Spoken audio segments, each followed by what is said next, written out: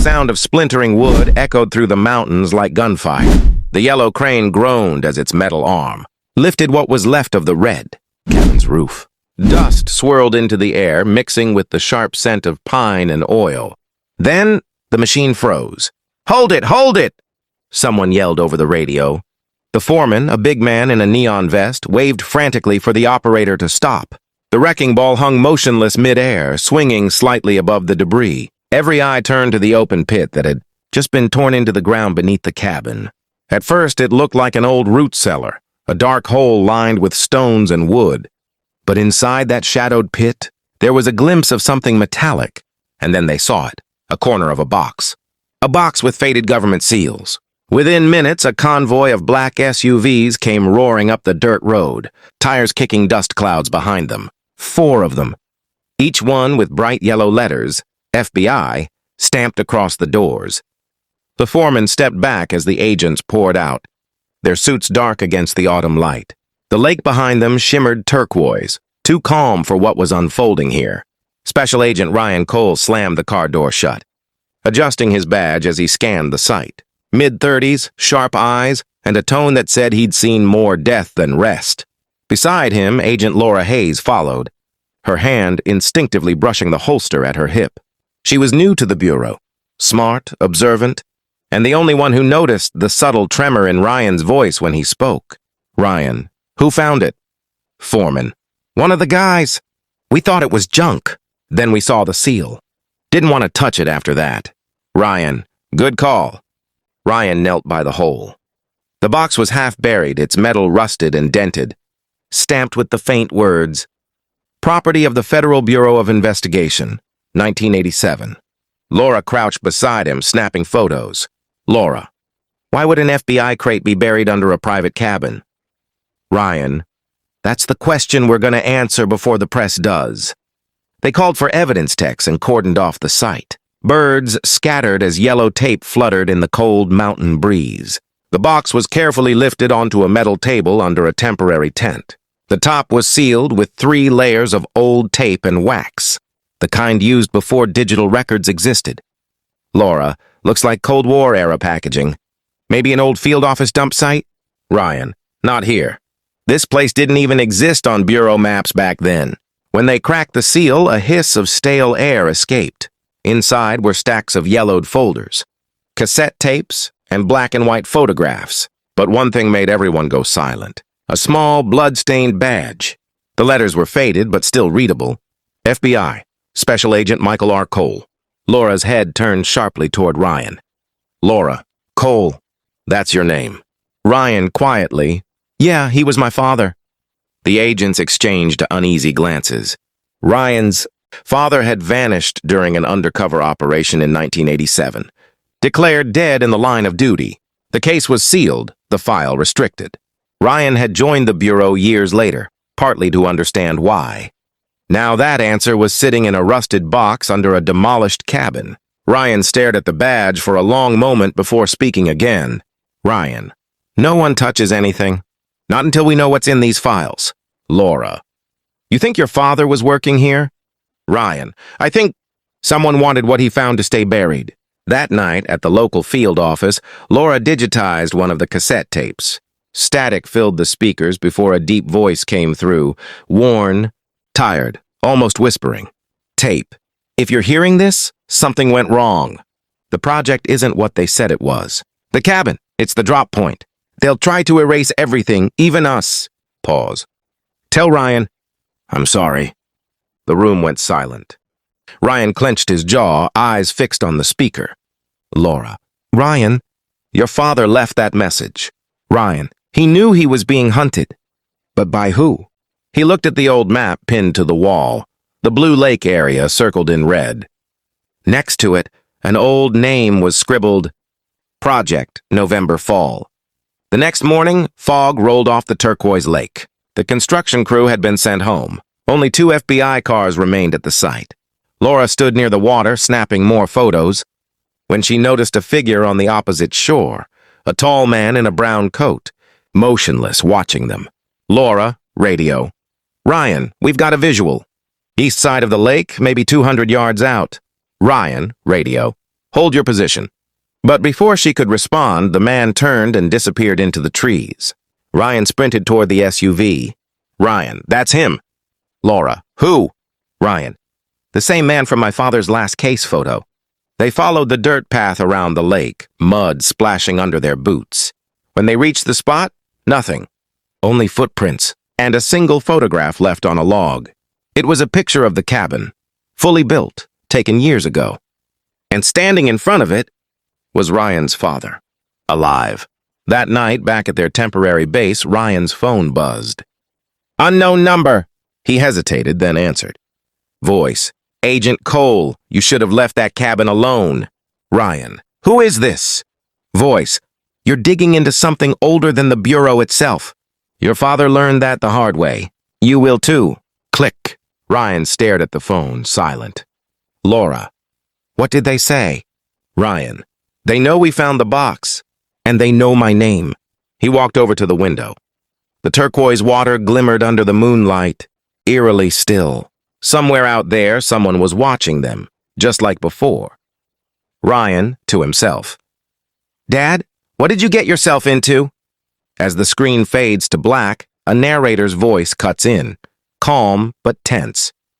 "A demolished cabin, a buried box, a secret the Bureau tried to erase. But some stories don't stay berries." Fourier. The rain fell hard that morning, thick drops pounding against the tent where the FBI team had set up their mobile base. Fog clung to the trees, rolling off the turquoise lake like ghostly smoke. Agent Laura Hayes leaned over her laptop, reviewing the photograph they found yesterday, the one of the cabin still standing, with Ryan's father smiling in front of it. That smile didn't look forced. It looked staged. Ryan Cole walked in, still soaked from being outside. His eyes were bloodshot, like he hadn't slept at all. Laura, "You were out there again, weren't you?" Ryan, "Couldn't sleep." Laura, "You think he's still alive?" Ryan, "I don't know what to think anymore." Ryan sat down, rubbing his face. The image of the strange man by the lake wouldn't leave his mind. The brown coat, the stillness, the way he vanished. Before Laura could say anything else, Ryan's phone buzzed again. "Unknown number." He hit record and answered. Ryan, "Cole." Voice, raspy male. "You shouldn't have opened the box." Ryan, "Who is this?" Voice, "They buried Project November Fall for a reason." Ryan, "You were at the lake." "I saw you." Voice, "If you want the truth, come alone. Midnight, North Ridge Trail. Bring the badge." Laura grabbed the phone. Laura, "You can't go, Ryan. That's a trap." Ryan, "Every lead is a trap until it isn't." He slipped the phone into his jacket, his father's rusted badge glinting under the dim light. Ryan, quietly, "If my father's still out there, I need to know." The forest at midnight was alive with whispers, the kind only wind and memory could make. Ryan's flashlight beam cut through the mist as he followed the narrow path up the ridge. The lake shimmered faintly below, the water a mirror of the moon. Halfway up, he heard a crunch of leaves behind him. He turned, nothing. Then a voice. Voice, "You shouldn't have come alone." Ryan spun, gun drawn. A tall man stepped from the shadows. The same figure from the shore, older now, face lined, eyes hollow. Ryan's heart stopped. Ryan, "Dad?" The man stared back, emotion flickering for a split second. Then at the small, sad smile. Michael Cole, "You were supposed to stay away, son." Ryan lowered his weapon, disbelief shaking his voice. Ryan, "You're alive!" All these years, what the hell happened? Michael stepped closer, the rain dripping from his coat. Michael, "I wasn't supposed to be. They faked my death when I found out what November Fall really was. They sheltered beneath a fallen tree as thunder rolled above." Michael, "In 1987, the Bureau launched a covert study. It wasn't an investigation. It was experimentation. They were working with a private defense contractor called NovaCore. The goal? Human behavioral control through radio frequencies. Mind response tests." Ryan, "You mean brainwashing?" Michael, "Call it what you want." They tested it here, under that cabin. The water near Blue Lake was used to carry low-frequency waves. Locals started. Vanishing, losing memory. When I tried to expose it, my team was erased. Ryan, "You went rogue." Michael, I went alive. Lightning cracked through the sky, illuminating the sorrow on his father's face. Ryan, why come back now? Michael, because they're rebuilding it. The construction, it's not demolition. They're burying new transmitters. The project's back. Ryan's jaw tightened. Ryan, who's behind it? Michael, a man named Director Hale. He's still inside the bureau. He's the one who signed my death certificate. Michael looked at his son, pride and regret mixing in his eyes. Michael, you have to stop him before he finishes what I couldn't. Ryan, come with me. We'll go public. Michael, no, Ryan, I can't. If I show my face, they'll kill us both. You need to act like I never existed. Ryan grabbed his father's arm. Ryan, I already lost you once. I'm not doing it again. But before Michael could respond, there was a sharp crack in the distance, a rifle shot. Michael stumbled back, clutching his side. Ryan, no! Gunfire erupted from the trees. Ryan dragged his father behind a rock, bullets tearing through the mud. Through the rain, he saw flashes, silenced muzzles, dark figures advancing fast. Michael, weak. Run! They found me. Ryan, I'm not leaving you. Michael, you have to. Take the badge. And the tape. Michael shoved a small data chip into Ryan's hand before collapsing. Ryan fired back blindly, then sprinted down the trail, the echo of his father's final breath chasing him into the night. By morning, Ryan was back at the temporary command center, soaked and shaking. Laura rushed to him, eyes wide. Laura, where were you? You're bleeding! Ryan, it's not mine. He tossed the chip onto the table. Ryan, my father's alive. Or he was. I saw him die tonight. Laura froze. Laura, Ryan, that's impossible. Ryan, he gave me this before they shot him.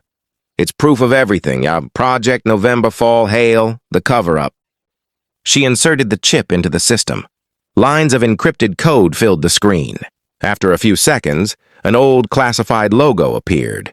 NovaCore Defense Systems, Project November Fall.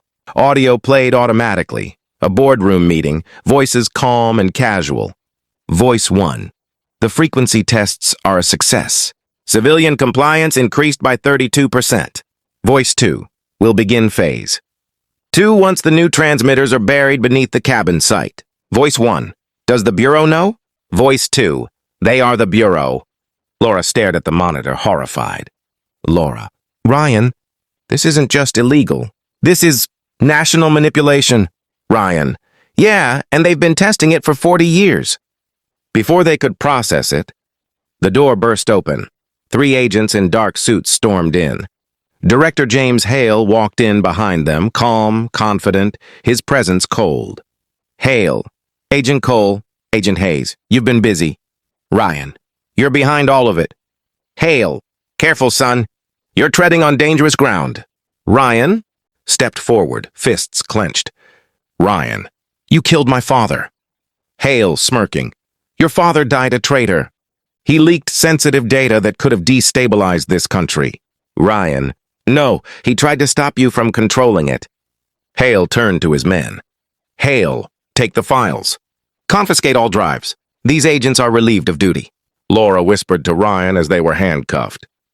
Laura, we still have the backup drive in the SUV. Ryan, quietly, then we still have a chance. They were escorted out of the tent and shoved into a black FBI vehicle. Hale watched from the doorway, rain dripping from his umbrella. Hale, some secrets stay buried for a reason. As the convoy moved down the dirt road, Laura met Ryan's eyes through the divider glass. She mouthed a single word. Now. She slammed her elbow into the guard's face. Ryan kicked open the rear door, rolling out onto the wet road. Laura followed, tumbling into the mud. The SUV screeched to a stop behind them as they sprinted into the forest. Bullets snapped through the branches. They dove behind fallen logs, hearts pounding. Ryan, gasping. You okay? Laura, I've had worse dates. He managed a weak laugh before pulling out his phone. Ryan, we upload the chip data to the cloud. If something happens, the truth still gets out. Laura, and if they track us? Ryan, then we make sure it's worth dying for. They moved deeper into the woods as sirens echoed in the distance. The turquoise lake reflected flashes of red and blue from the distant. FBI lights, beautiful and haunting, like the world itself was watching. A final voiceover cuts in over the sound of rain and sirens. They thought the truth would drown in that lake. But the past doesn't stay buried forever. The forest was alive with chaos. Helicopters thundered above the trees. Red and blue lights flashed across the dark water of Blue Lake. Ryan Cole and Laura Hayes ran through the mud, breaths sharp, soaked to the bone. Laura, panting, "We can't outrun choppers forever." Ryan, "We don't have to. We just need 5 minutes of connection." Ryan clutched the small encrypted drive. His father's final message? The last piece of Project November Fall. They broke through the tree line and reached an old ranger station near the lake. The building looked abandoned, boards hanging off, windows shattered. Inside, it smelled of rain and rot. Laura, "Signal?" Ryan, checking laptop, "Weak, but enough." As Ryan plugged in the drive, static buzzed through the speakers.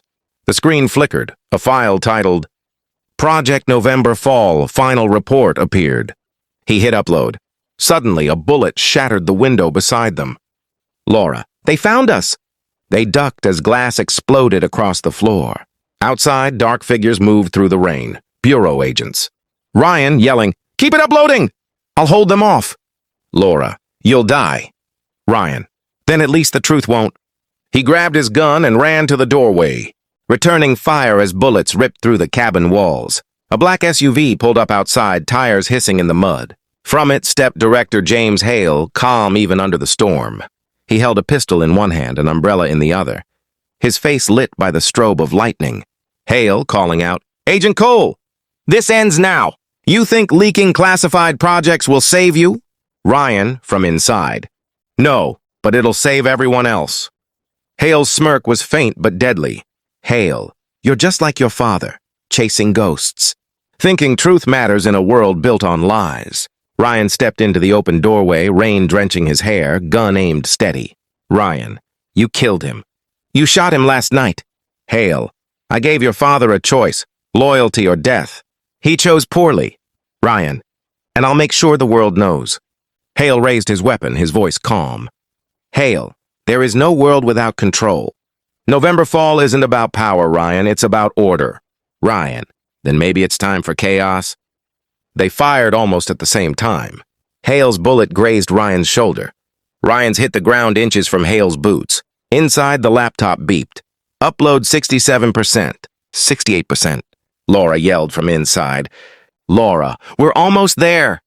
Hale moved closer, shouting over the storm. "Hale, you think anyone will believe you? The Bureau writes the truth. We erase what we choose."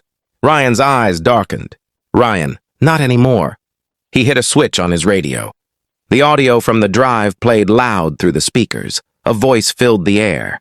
Michael Cole recorded, "If this reaches you, they've failed to bury me." Project November Fall isn't surveillance, it's control. They plan to use low-frequency signals to influence civilian behavior on a mass scale. The test site, Blue Lake. Hale froze. His calm cracked for the first time. "Hale, turn that off." But the sound carried across the clearing. The FBI agents surrounding the area hesitated, confusion spreading among them. Michael recorded, "My son. Ryan, if you're hearing this, finish what I started, end it." Lightning flashed, thunder rolled, and Ryan looked Hale dead in the eyes. Ryan, message received. He fired again, hitting Hale in the leg. The director collapsed into the mud, screaming, "Hale, you'll burn for this." Ryan, "Then I'll burn the truth with me." Inside the Ranger's cabin, the laptop beeped again. Upload complete. Sent to national press networks. Laura exhaled in disbelief. Laura, "It's out. Every file, every tape, every name." Ryan limped back inside, blood seeping through his jacket. Ryan, "Then it's over." But Laura shook her head. Laura, "No, Ryan, it's just starting." Through the shattered window, they could see flashing lights approaching. More Bureau vehicles, local police, media vans already alerted by the auto upload. Laura, "They can't silence it now." Ryan, "My father didn't die for nothing." He sank down beside her, exhausted but smiling faintly. Outside, Haley was dragged away in handcuffs, rain pouring over his pale face. Washington, D.C. was in chaos. The leaked files of Project November. Fall had gone viral. Every news network in the country broadcast the recordings. Congress launched investigations. The Bureau denied everything, but the evidence was overwhelming. Ryan sat on a park bench overlooking the Potomac, his arm bandaged, the badge of his father resting in his palm. Laura joined him, holding 2 coffees.